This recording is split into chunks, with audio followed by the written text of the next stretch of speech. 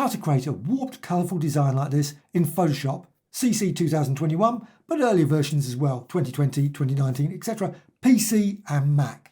Now the document, image size, and it's 1920 by 1080 and 72 resolution. Now just go to edit and fill, and I'm just going to fill it with black. So contents set to black, click OK.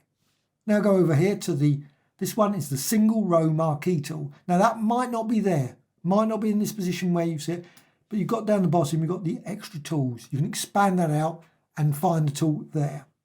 So with that, just simply go to the document and click. Hold down the shift and you can add multiple lines. These are all just 1 pixel. Obviously it goes straight across the document. And you can apply multiple ones very close together. And you can add loads and loads of them. I'm just going to add about 30 or so very quickly. And that's the thing. Very quick and easy to add these designs. And you can add them in different combinations, different densities. Just put more in one place. And of course what you can do, you can also zoom in as well. So if you decide, you know what, I want to zoom in, again, go up there again, and you can simply click in between to make it even more dense in certain areas. And now just go out a bit again.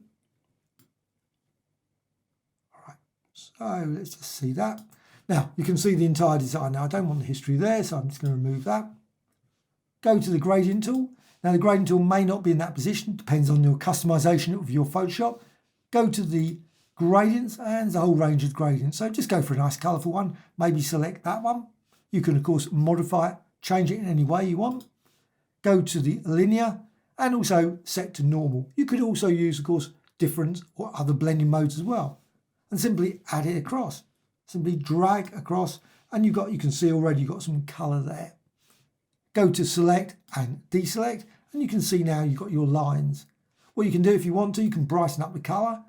You just go to image adjustments. You can use various adjustments, but also you can use levels. Now there's not much to work with, but a little bit brightness. So you can see it just gets a bit brighter there by increasing that. Fairly reasonable. And also what you can do, you can go to filter and down to other and maximum. And that creates a slightly thicker lines. Now you can vary it, of course. Maybe 2.1. You don't have to go super thick. You can keep it reasonably thin, but just slightly bigger than the 1 pixel. So just go with that. Once you've done that, you can go to filter and down to Liquify. So Liquify there. And now what I'm using the bloat tool. You can set the size.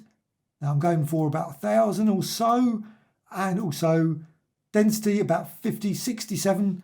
And I'm just going to apply it. Simply just apply it to the document. Now you can of course vary it. You can turn around and say, well, that's a bit too big. Maybe go to say 400 instead. Just apply it there. So you can create different size of distortions there. Just go to another position and you can go over the whole thing. Simply just apply it like that. And as you do that, you can see the lines then just break apart. Again, go there. And of course you can vary the gradient. You don't have to use the same gradient I've used. I mean, you could use a completely different gradient. And as I said, blending modes, you can use difference, etc. to create multiple colours in this. Again, you can, and also you can vary this as well. You don't have to use the same size. You can go over there. You know what? Some areas just make it bigger. So go for 824. Maybe go to different parts. And you don't have to, if you go too far, go near the edge, you end up with it breaking apart. And of course you can vary it. You don't have to, once you've got the area there, you can always apply over that as well. So you can mix and match. Create all kinds of different distortions. Once you've done that, click OK.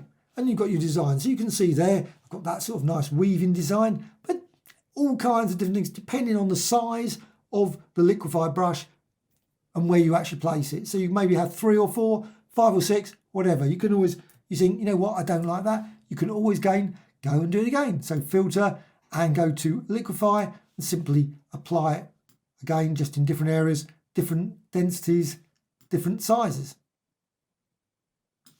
Just maybe apply it this time 3 times. And click OK. And you can see the sort of designs you can create with these lines. And of course what you can do, instead of using what I use over here, the row, you could use columns. Perfectly reasonable as well, and maybe have it go in the other direction. Hope you found this of interest.